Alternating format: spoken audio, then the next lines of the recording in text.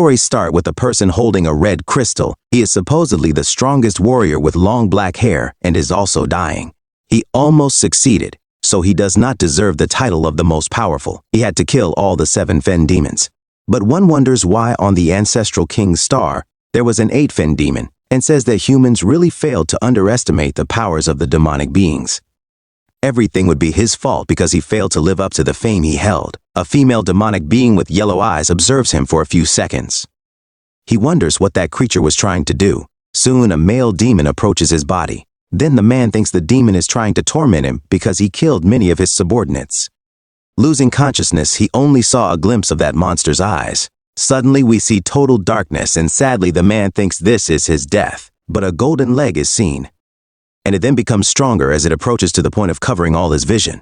Out of nowhere he hears a person greeting the newcomers, and the young man widens his eyes. Then he is speechless for a moment. Soon he tries to figure out where he is because he had just died. All that did not seem like a dream because it was too real. He thinks hard and wonders what is happening. He then realizes that this was not his face and all of his physical characteristics had disappeared, and he desperately thinks about who he is. And he wonders where he is at that moment. Zooming out a bit, we can see the building he is in. That city where he was is called Helios. A strong blonde man says that everyone must understand what it means to be part of a warrior exam because the word means protection and hope. This would be Ji Yao, the leader of the 3rd squad of the city. In the year 3069, after the 6 enormous monuments of the ancestral king brought the apocalypse to the world, thousands of demons overflowed from inside them, killing many humans. After experiencing the brutal battle that almost led the race to extinction, humanity finally found a way to fight against the creatures. There is a graphing device there. By recycling the demon's inner cores, humanity was able to use that weapon to temporarily gain strength on the same level as the enemies. 60 years ago, the best and most powerful soldier, who was even called a king, led all the warriors around the world. They fought in what would eventually be known as the Demon Wave in history. The war lasted for many weeks, and humanity was plunged into darkness during all that time. Finally, the warriors managed to slow down the demon wave, causing the demons a tremendous and enormous loss. Thanks to this, humanity achieved peace. The protagonist thinks he reincarnated 60 years later. But at the same time, he hears from the blonde that many powerful warriors died, including the strongest human fighter known as Aang. He died in a battle against several high-ranking demons. He also says that the War for Dawn represents the tenacity and determination of the human race in bringing the beginning of a new era of peace, progress, and prosperity. Aang thinks the highest rank level is 8, and that people still do not understand the extent of the demon's capabilities. Then the strong man praises the death of the past fighters. He says that warriors are the pillars of society because they are symbols of protection and hope. And he asks if everyone understands what it means to be a fighter, receiving an affirmative response. The one with yellow eyes soon thinks this is not right. He reasons, murmuring about demons and fins. Everyone stands in a guard position at that moment. Cho Yao says that the protagonist still seems not to understand the meaning of the word, and very intimidatingly, he asks him his name. Ken wonders whether or not to say his true identity. Would everyone believe that he is a reincarnation after 60 years in such a weak and thin body? He decides to speak his real name and is responded to as if it were an insult to have the same identification as the great warrior, Aang. He is asked again if his identity is indeed that. Soon after, he is insulted and called a stupid bastard without the slightest bit of warrior spirit, and he still dares to profane such a great and majestic name. Then the blonde-haired one delivers a sharp blow to his face. That body would be so worthless that it couldn't even react to a simple blow, and he can't believe that he has the same name. He is brutally thrown to the ground without any effort by the strong man. He then hears that he will be observed and to prepare for the warrior exam. The leader calls for the attention of the entire troop and says that everyone will continue. Original Aang is immediately asked if he is okay and if that is really his true name. He responds that at least he is alive. The one helping him is Lan Snow, a friendly warrior in the exam. A girl again asks the protagonist's real name. Siju Lu, who is also a warrior in the exam, quickly diminishes him, saying that his identification will not make him as strong as the supposed Aang. She also calls him very childish and Maeve. He thinks she is very arrogant and that his name is none of her business. Snow soon asks if he does not know who she is because she is the most promising warrior there. She is known as the Silking Rakshasa and is also the eldest daughter of the renowned martial arts family in the city of Helios. That name seemed very familiar to the protagonist, who is helped and lifted by the brown-haired man. They help each other as they are becoming very good friends. Soon a girl arrives and comments on that dazzling display of fraternity. She does not want to disturb them and asks them to continue. She is soon asked who she is and why she is taking pictures of everything. Her name is Siju Yuhui. That friendship relationship had caught her attention. The photos turned out great, but she is not very sane. At the physical fitness test location, Ong thinks that even in that state, he is still the strongest warrior and that the test would be hilarious and very easy because he would shock everyone with his enormous scores. The red-clad trainer signals the start of the first stage of the endurance running test over a long distance. Ong takes off immediately. He intended to take first place and set a new record. In the last place, he managed to set the goal for longest time taken to complete the long-distance endurance test. He collapses on the ground, complaining a lot about his horrible, weak body. In the second stage of the test, in the explosive arm strength trial, Aang again comes in last place and injures his wrist by twisting it. He hears about the third part, which was to test the explosive strength in the candidate's legs.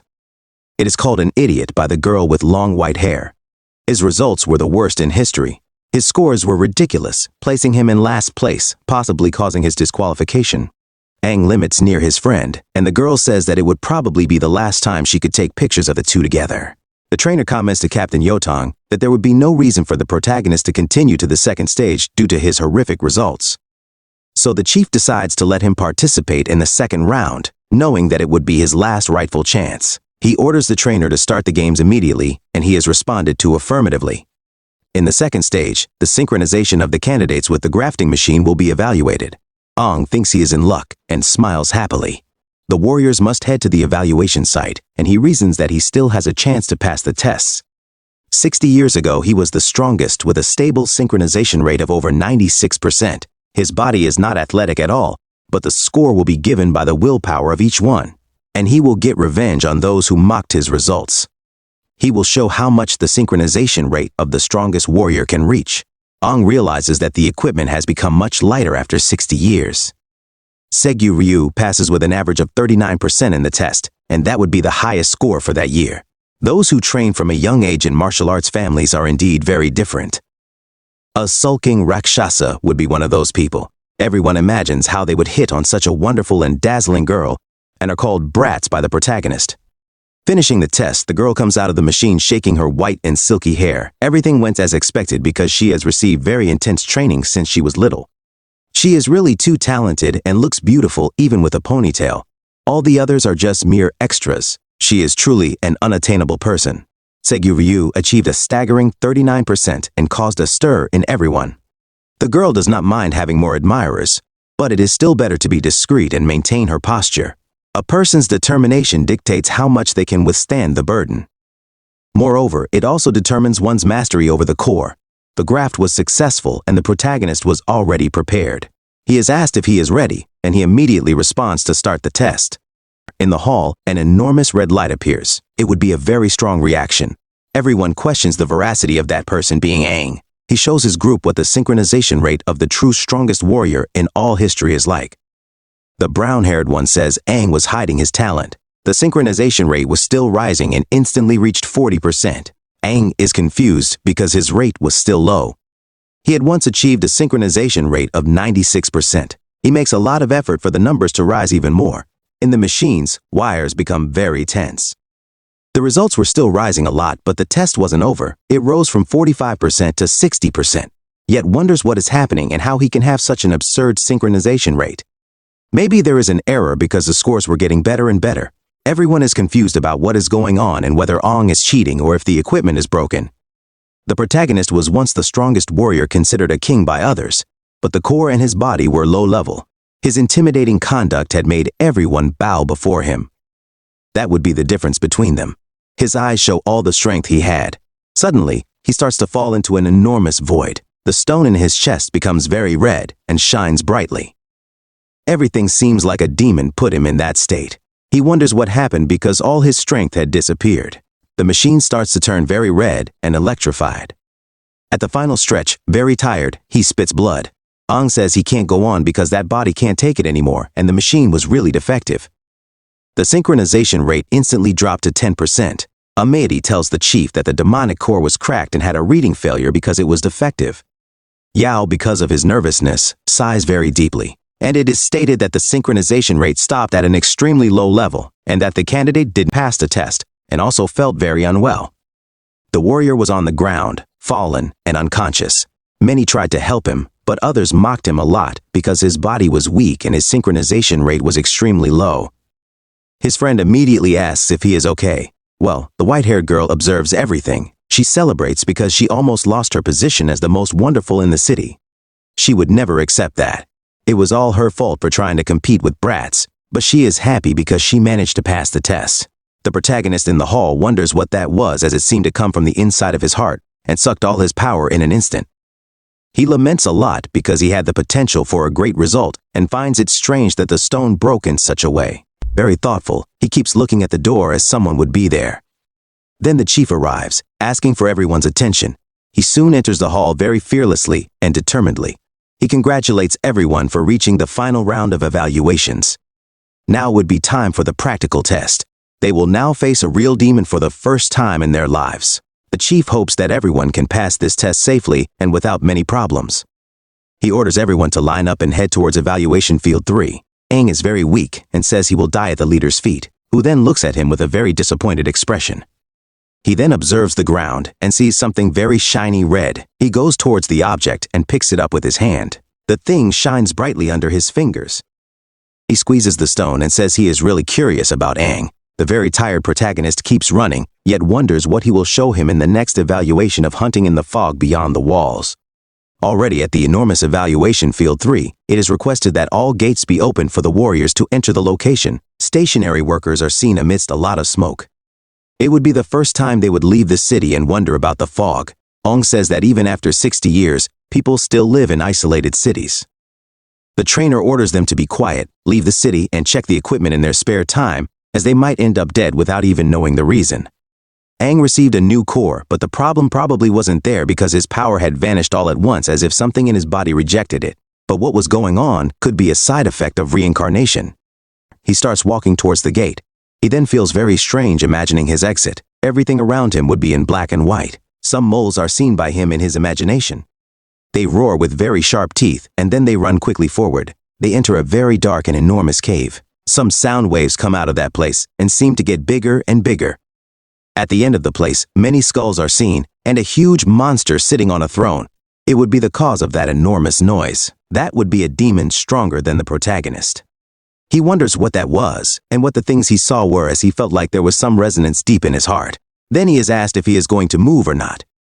The one who asked was the girl with white hair and green pants. He then apologizes shyly. Snow soon questions what is wrong with his great friend. Then they are ordered to form a group of 4. Everyone else who is already prepared should hurry up and go to the trainer. Suju asks if that was a strategy by Aang to form a team, and Yu replied negatively. The white-haired girl tells him just not to mess up the team. She thinks to herself that it was scary because she was very worried that no one would want to team up with her. Snow encourages Aang to do their best. The green-eyed team member records everything on her camera and says that the team is formed. In the place, there is a gray dispersion monument made of a solid stone mixture that contains a special substance inside capable of dispersing the fog. They will go through the evaluation in teams of 4 members, and everyone should already know about the hunt in the fog beyond the walls. Each team will receive combat daggers and a mini fog dispersion device made of the same material as the monument. The mission is straightforward. It consists of entering the smoke and heading to the designated areas with flashing lights. Insert the device to disperse the fog and hunt finless demons. Individual strength and team cooperation will determine the passing or failing of the test. Hunt in the fog beyond the walls is the terrifying final test that novices must face in this smoke-covered world. The warriors must face the unknown dangers hiding in the mist. Good physique and skill are not the only qualities one needs to become a good fighter. A strong mentality, ignoring their fears regarding the fog, the ability to cooperate and trust their team while facing the unknown, along with the ability to overcome their own fears, are the most essential qualities for good performance in the tests. Observe the area well, fight with the demons that appear randomly, and earn the title of warrior by achieving your first kill. One of the actions was already completed, and the next team should prepare. In this batch there are many exceptional novices, but the target of interest for the red-haired woman is Sedu Lu. This woman is Dada Gel. leader of the third squad of the city of Helios. She asks the other leaders who else interest them among these warriors. Joel, leader of the first squad of the city of Helios, says that Sedu can become a great warrior if well guided. Yao says there is another person worth watching. He would be talking to his teammates. He would be Ong, the boy with black hair and yellow eyes. The chief had sent his core for analysis and wonders what went wrong in the past. Someone gives his ear a little pinch while he was thinking. Then he is called Tangting and asks what he was pondering at that moment. He gets very angry and is teased because Dada Gel always managed to make him very mad. The blue-haired, pink-eyed one says that if any appear, they must do everything to protect the new batch of warriors. The current group's evaluation has ended. The next battle station has been set up. The next group should prepare, hence the protagonist's group. It would be their turn now, they affirm with much enthusiasm and joy. Suddenly, someone grabs Aang's equipment very quickly. He grabs it and takes off running. He looks at his hand, very confused as his object disappeared out of nowhere. Sedu Lu, with the equipment in her hands, calls everyone and asks them to make sure to follow her because she was dazzling. The protagonist gets very angry because the girl likes to steal the spotlight every time she has the opportunity. Again, they are told to follow her, running very fast. She makes a huge leap with her hair in the wind. A lot of fog is seen and everyone runs amid low visibility. The whole team runs very fast and diligently while she makes a huge backflip with her white hair flying around her head. Still in her jump, she holds the dagger and the equipment very firmly in her hands. She observes the point where the red light is shining and manages to fix it on it very successfully, reaching an objective. The red-haired woman says that she has the healing core, but her physique does not lose to those with the agility core, so she is impressed by the girl's action. Many demons appear. One of them has no left eye, and its teeth are enormous, white, and sharp. 3 of them run toward Sedu Liu, roaring loudly. Aang orders Snow to advance, receiving an affirmative response. Lan soon starts running frantically. His eyes turn yellow and emit rays in the same color as his eyeballs. Soon after, he makes a huge leap towards Sedu Liu. He lands on the ground bravely while she observes. All the demons become very angry and enraged at him. An enormous battle ensues between the 4 as the monsters decide to attack him. The chief says he is doing well and has gotten used to using the core's powers. Snow holds the dagger tightly between his fingers and orders everyone to kill one opponent at a time. Tomo responds affirmatively, and Lee responds in a very mocking and proud tone as if she didn't need that order. They prepare with their feet firmly on the ground. Very determined, the group prepares for everyone to act together to increase their strength and chances of bravely winning the battle. There would be the first round between Tomo and a monster. She widens her beautiful green eyes, staring at the beast. Then she delivers a huge blow to its abdomen, making the monster fly. Then she gives another blow to the demon's face, which bleeds a lot from its mouth. She then stands firmly on the demon's back, then making a huge leap on top of it, raking its spine and half killing it right there. Snow, also in battle, punches another demon in the abdomen with great force. The same is thrown very far away with that strong punch. Observing all of this, the blue-haired boy says their work is surprisingly good, especially the girls, as the blue agility core has enhanced the rhythm of her movements. The leader immediately asks what he is looking at. Round 2 is Siga Ryu against the next opponent. She stares fixedly at her enemy and makes a huge leap with the dagger firmly in her hands towards the monster. Very strongly, she delivers the fatal blow and sinks the weapon even deeper into the opponent's body. The monster expels a lot of green liquid, screaming desperately from the pain it was feeling at that moment. Stubborn after, she lands on the ground fearlessly with her hair flying after that feat, and she celebrates her mastery in killing the monster. It explodes behind her as she moves away from the place. Eerily awaited, round 3 would be Aang against another demonic being. He manages to strike the monster in its torso with great force, throwing it very far. He thinks about hitting his opponent in vital areas first. First, the blow was to the creature's neck. Second, its chest was struck strongly. The blows are very fast and make enormous noises. And lastly, its abdomen, which is also a very sensitive and vital area of its body. Then the monster is launched again very far after the strong blows suffered. Aang quickly realizes that his body is fragile and can only withstand a limited amount of power at once. He should use this chance to test his limit in a real battle. Then he lands on the ground with great skill and goes in search of another opponent to bravely defeat. The demon tries to land a very strong blow on his face, but fails as Aang quickly dodges the punch and is not afraid of it, continuing to advance on the beast nonetheless. And soon after, the protagonist strikes his enemy with a blow to his chest. then quickly thinks that he did not react fast enough. The beast tries to land a fatal kick on the protagonist's face, but he dodges, being very agile at the moment. Then he holds the sharp dagger firmly in his hand, as he prepares to counterattack his enemy fatally. Soon after, while striking the monster in its belly, he realizes that his body's coordination is also very bad, inferior to what it was before. The demon's sharp teeth were bloody due to the frantically violent battle. The fight between the two is very intense and well contested on both sides. Ong's defense equipment heads towards the monster's body with the intention of finishing the battle. A precise blow is delivered to the demon, making it scream in pain. But the protagonist soon realizes that he does not have enough explosive power. The demonic beast falls to the ground in front of Aang. He holds the silver dagger firmly in his hands, while his friends observe everything there, very impressed. Snow says his great friend seems to be playing with the opponent. Everyone gets excited about that, but Lu says he is stealing the scene and does it on purpose.